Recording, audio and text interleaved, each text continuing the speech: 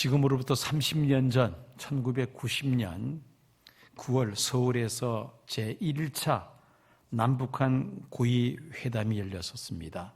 그때 있었던 실화입니다. 북한의 연영묵 총리를 단장으로 해서 서울을 방문한 이 방문단 일행 중에 한 사람이 그 고층 빌딩에서 서울시를 이 시가지를 내다보면서 그런 말을 합니다. 참 수고들 많이 했구만. 참 수고들 많이 했구만. 그 말을 듣던 남측 대표단 가운데 한 사람이 묻습니다. 아니 뭘 그렇게 수고를 많이 했다고 그렇게 감탄하느냐고 했더니만은 이 북한에서 온 이 방문단 가운데 한 사람이 그렇게 말을 했다는 겁니다.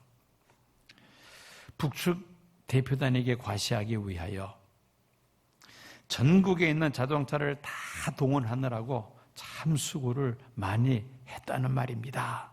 이렇게 이야기를 하는 겁니다. 그 말을 들은 그 남측 대표단 가운데 한 사람이 이렇게 대답을 했다고 합니다. 그건 아무것도 아닙니다. 저 많은 빌딩들을 보세요. 전국에 있는 빌딩들을 다 한 군데 모으라고 얼마나 고생 많이 했는지 모릅니다. 그러면서 우스갯소리로 그렇게 말을 했다는 일화가 있습니다. 북측 대표단에게 아무리 설명을 해봐도 믿지 않을 것 같으니까 전혀 엉뚱하게 이제 그런 발상으로 이야기를 했다는 것입니다. 여러분, 믿음이 없으면 무슨 말을 해도 받아들이지를 않죠.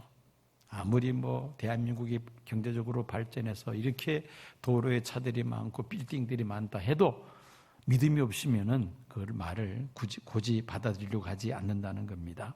여러분, 믿음은 무엇입니까? 믿음은 보이지 않는 것을 눈으로 보는 것 그 이상으로 실체를 확신하는 것을 우리가 믿음이라고 말을 합니다. 예를 들어서 제가 이 볼펜을 가지고 여러분들은 이것이 볼펜인 줄로 믿습니까? 라고 말할 필요가 없죠. 왜? 눈에 보이니까. 그냥 이것은 볼펜입니다. 이러면 끝나는 겁니다. 볼펜인 줄로 믿습니다라는 말을 할 필요가 없다는 겁니다. 그렇지만 우리가 하나님에 대해서 말을 할 때는 하나님은 살아계셔서 우리의 삶을 주관하시는 분이신 줄로 믿습니다. 이렇게 우리가 말을 합니다. 육안으로 보이지 않는 것을 눈으로 보는 것, 그 이상으로 그 존재를 확신하는 것, 이것을 우리가 믿음이라고 말을 합니다. 일반적으로 사람들은 이 보이지 않는 것보다 보이는 것을 더 소중하게 생각을 합니다. 당장 눈에 보이는 빵 한 조각, 그 한 조각이 중요하다고 판단하기에 사람의 눈을 속여서 그 빵을 탈취한다면 보이지 않는 신용을 잃어버린 것이 되기 앞으로 영원히 빵을 얻을 수 있는 기회를 박탈당할 수도 있습니다. 성경은 보이는 것보다 보이지 않는 것이 훨씬 더 중요하다고 말씀합니다. 고린도후서 4장 18절 보면 우리가 주목하는 것은 보이는 것이 아니요 보이지 않는 것이니 보이는 것은 잠깐이요 보이지 않는 것은 영원함이니라 말씀합니다. 히브리서 11장 3절 보면은 믿음으로 세계가 하나님의 말씀으로 지어진 줄을 우리가 아나니 보이는 것은 나타난 것으로 말미암아 된 것이 아니니라. 우리 눈에 보이는 이 모든 삼라만상은 보이지 아니하시는 하나님에 의해서 지음받은 것이기에 보이지 않는 것이 더 중요하다는 말씀입니다. 여러분, 그렇다면 여러분들이 믿는 믿음, 그 믿음의 내용이 무엇입니까? 우리가 믿는다고 말할 때 무엇을 믿느냐, 그 내용이 참 중요합니다. 우리가 그리스도인으로서 반드시 믿어야 할 믿음의 내용이 무엇이냐는 것입니다. 이런저런 여러 가지 말들을 많이 할 수 있습니다만은 우리가 신앙 고백할 때 사용하는 사도신경, 이 사도신경 속에 우리의 믿음의 내용을 가장 함축적으로 잘 정리되어 있습니다. 우리가 예배 드릴 때 사도신경을 암송합니다만은 우리 한번 이 영상을 보시고 사도신경을 다 같이 한번 읽어보겠습니다. 나는 전능하신 아버지 하나님, 천지의 창조주를 믿습니다. 나는 그의 유일하신 아들 우리 주 예수 그리스도를 믿습니다. 그는 성령으로 잉태되어 동정녀 마리아에게서 나시고 본디오 빌라도에게 고난을 받아 십자가에 못 박혀 죽으시고 장사된 지 사흘 만에 죽은 자 가운데서 다시 살아나셨으며 하늘에 오르시어 전능하신 아버지 하나님 우편에 앉아 계시다가 거기로부터 살아있는 자와 죽은 자를 심판하러 오십니다. 나는 성령을 믿으며 거룩한 공교회와 성도의 교제와 죄를 용서받는 것과 몸의 부활과 영생을 믿습니다. 이것이 우리의 믿음의 내용입니다. 정리하면은 우리는 삼위일체 하나님을 믿습니다. 성부 하나님께서 천지 만물을 창조하셨고 또 지으신 세계를 주관하시며 우리의 죄에서 구속하시기 위하여 독생자 예수 그리스도를 세상에 보내신 성부 하나님, 또 성자 하나님 예수님을 믿습니다.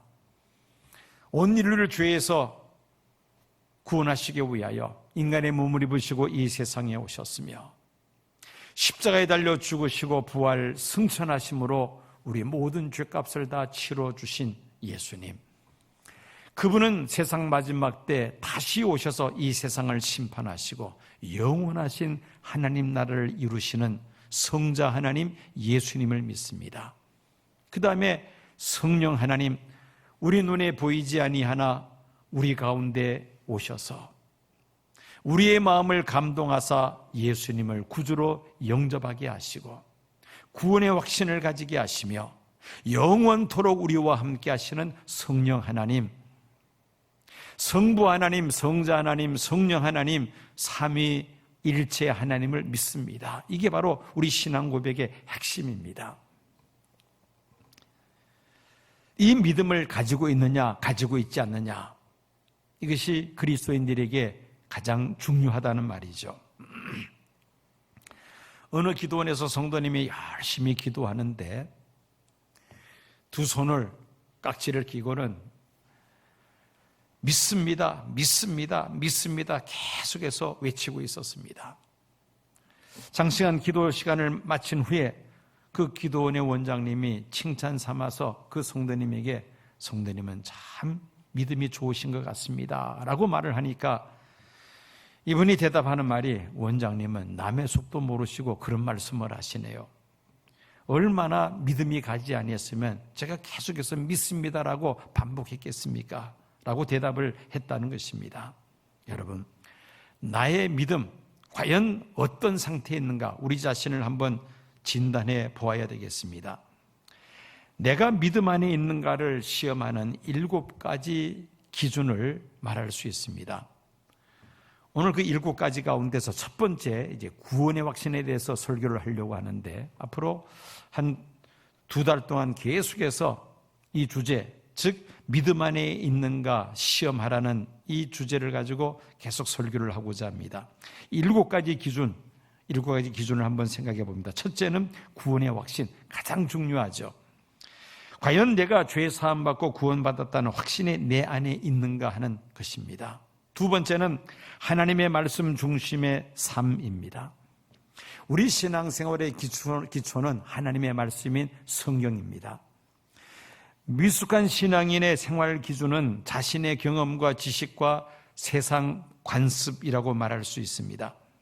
내가 얼마나 하나님 말씀을 중심으로 해서 신앙생활을 하고 있는가, 그것을 가지고 나의 신앙의 그 정도를 우리가 평가할 수가 있습니다. 세 번째, 즐거운 교회 생활입니다. 비록 사람들이 모인 집단이지만은 교회는 천국의 모형과 같은 그러한 공동체이죠. 교회를 중심으로 하나님께 예배드리고 또 교육을 받고 봉사활동하고 성도의 교제를 나눕니다. 즐거운 마음으로 교회 생활을 하다 보면 그만큼 우리의 신앙이 성장하게 됩니다. 반대로 교회 생활이 부담스럽고 괴롭다면 우리 신앙은 퇴보할 수밖에 없죠. 내가 지금 얼마나 즐거운 마음으로 교회 생활을 하고 있는가, 이 한 가지를 놓고 나 자신의 신앙의 정도를 우리가 측정할 수 있다는 말입니다.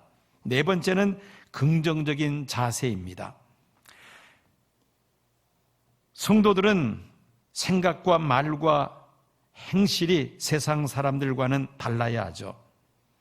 불신자들은 대체적으로 생각에 있어서 부정적인 그러한 생각을 많이 갖습니다. 그러나 믿음의 사람들이라면은 모든 문제를 긍정적으로 생각을 하는 것이 옳습니다. 긍정적인 삶의 자세를 가진 믿음의 사람들은 생각부터가 다르고 말과 행실이 달라질 수밖에 없습니다. 얼굴 표정에서도 차이가 있죠. 그러므로 얼마나 긍정적인 자세를 가지고 살아가는가를 놓고 그 사람의 신앙을 우리가 측정해 볼 수 있다는 것입니다. 다섯 번째로 신뢰도입니다. 하나님께로부터 인정을 받는 믿음의 사람들로부터도 또 인정을, 신뢰를 받아야 한다는 것이죠. 믿음의 사람들은 어디를 가든지 믿음직한 사람이 되어야만 합니다. 그 사람이 얼마나 신뢰를 받고 있느냐를 가지고 그 사람의 믿음을 우리가 측정해 볼 수 있다는 것입니다. 여섯 번째로 천국을 사모하는 마음입니다. 보이지 않는 하나님을 믿는 성도들은 보이지 아니하나 하나님께서 성도들을 위해 예비하신 천국을 사모하면서 살아야 합니다. 우리가 천국에 가본 적이 없습니다마는 천국이 있다는 것을 마음으로 확신합니다. 그 천국을 얼마나 사모하며 살아가느냐, 죽음 문제를 놓고 여실히 다 드러납니다. 천국을 사모하지 않는 사람은 죽음 앞에서 불안해하며 두려워하죠. 그러나 천국을 사모하는 성도들은 죽음을 눈앞에 두고 그렇게 마음이 평안할 수가 없습니다. 이처럼 얼마나 천국을 사모하느냐에 따라서 그 사람의 신앙을 우리가 측정해 볼 수 있다는 것입니다. 그리고 마지막 일곱 번째 기준은 복음을 전하고자 하는 열정입니다.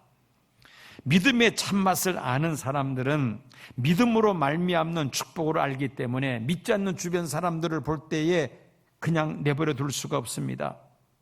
얼마나 그들에게 복음을 전하기를 힘쓰는가, 그 열정을 가지고 그 사람의 신앙의 정도를 우리가 측정해 볼 수 있다는 것이죠.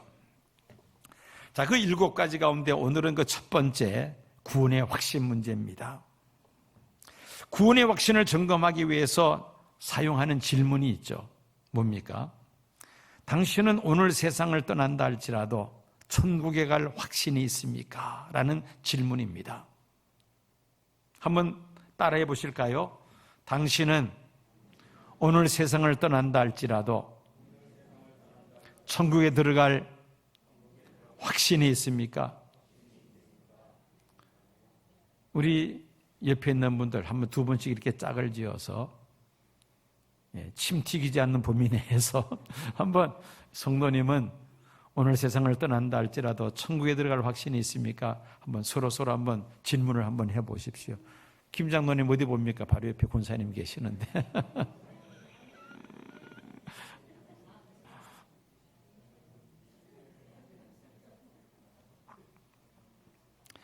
우리가 이 질문을 할 때 마치 이게 구원파의 전유물처럼 생각하는데 그게 아니죠.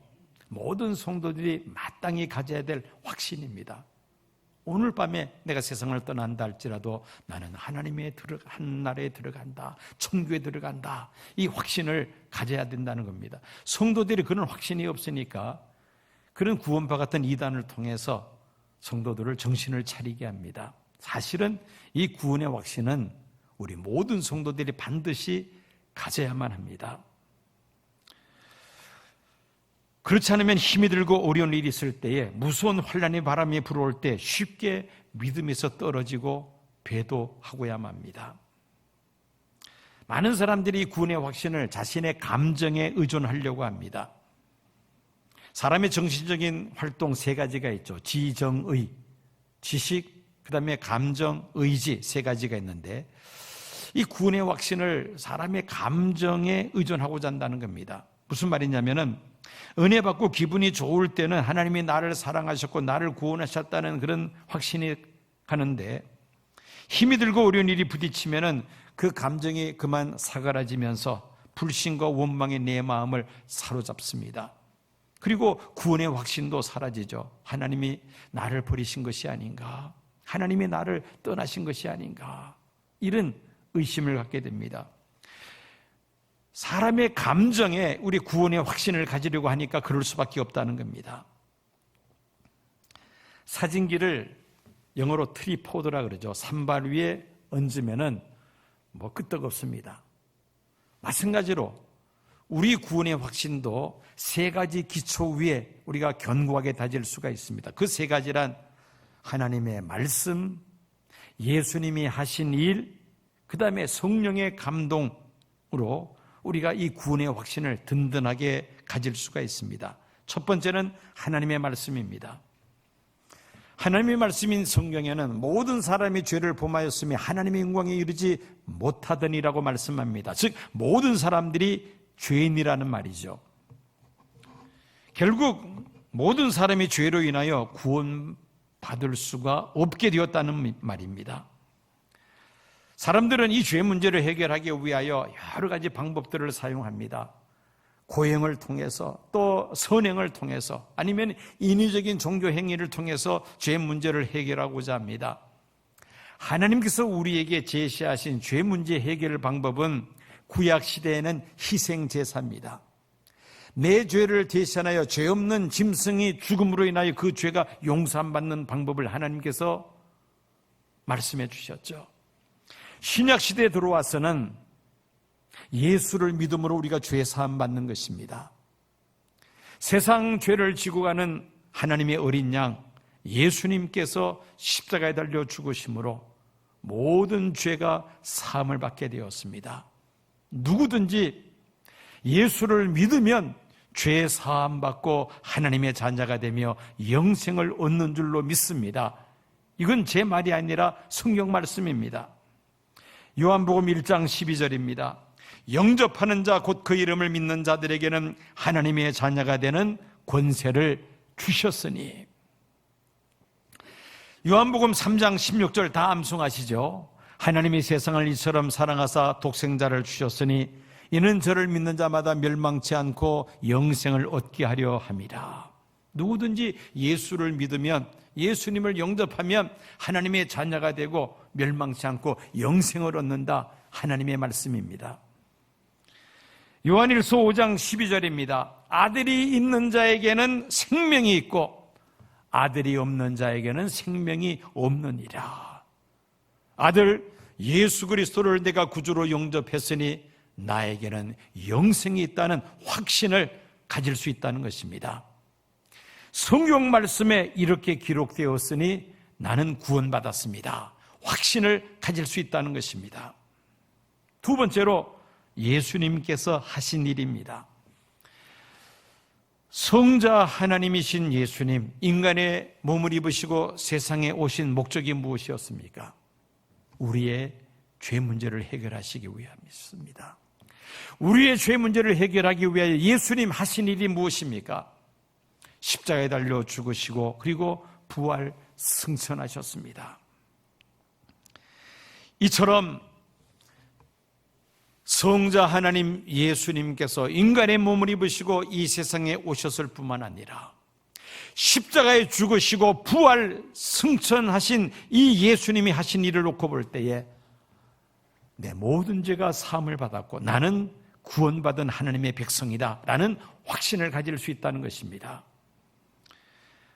마지막 세 번째로 우리가 구원의 확신을 가지는 것은 성령의 감동으로 말미암습니다. 우리가 보지도 못한 지금으로부터 2000년 전에 십자가에 달려 돌아가신 예수님, 그분이 하나님의 아들이요 나의 구세주가 되신다는 사실을 내가 믿는다는 것, 이 자체가 사실은 기적이죠. 내 힘과 내 의지로서는 우리가 믿어지지가 않습니다. 성령님께서 내 마음을 감동하실 때 비로소 우리가 확신을 갖게 됩니다. 바람이 눈에 보이지 아니하나 물체가 흔들리는 것을 보거나 지금 바람이 불고 있구나라는 것을 알 수 있듯이 성령님은 사람이 눈에 볼 수 없지만은 사람이 갑자기 변화되는 모습을 볼 때 성령님께서 지금 저 사람 속에 역사하신다는 것을 우리가 느낄 수가 있습니다.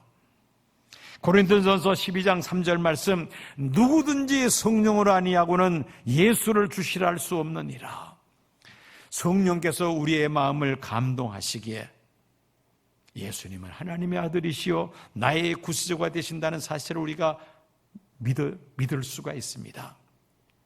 하나님이 주시는 은사라고 성경은 말씀하고 있습니다.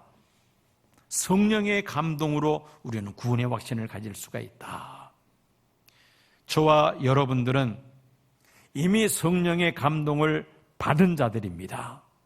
예수님이 하신 일을 우리가 믿으며 또 성경 말씀을 믿는 것은 성령께서 우리 마음을 감동해 주셨기 때문입니다. 어느 가정의 부부 이야기입니다. 남편이 아내에게 하는 말에 대해서 아내가 제대로 대답을 잘 하지 않는 것을 깨닫게 됩니다. 어느 순간부터 대답을 잘 하지 않는 겁니다. 이 남편은 병원 의사와 상담을 했습니다. 의사는 아무래도 아내의 청력에 문제가 있는 것이 아니겠느냐고, 집에 가서 아내가 어느 정도 거리에 떨어져 있을 때는 말을 듣지 못하고 또 어느 정도 접근해 들어가면 말을 들을 수 있는지를 한번 테스트해 보라고 그렇게 말을 합니다. 이 남편이 직장에서 퇴근하고 이제 집으로 들어옵니다. 현관문을 열었는데 아내가 주방에서 저녁 식사 준비를 하고 있었습니다. 그 현관문에서부터 이제 아내를 테스트하기 위해서 이렇게 말합니다. 여보, 오늘 저녁 메뉴가 뭐야? 근데 아내가 아무런 대답을 하지 않습니다. 이제 현관문을 들어서서 거실에서 또 묻습니다.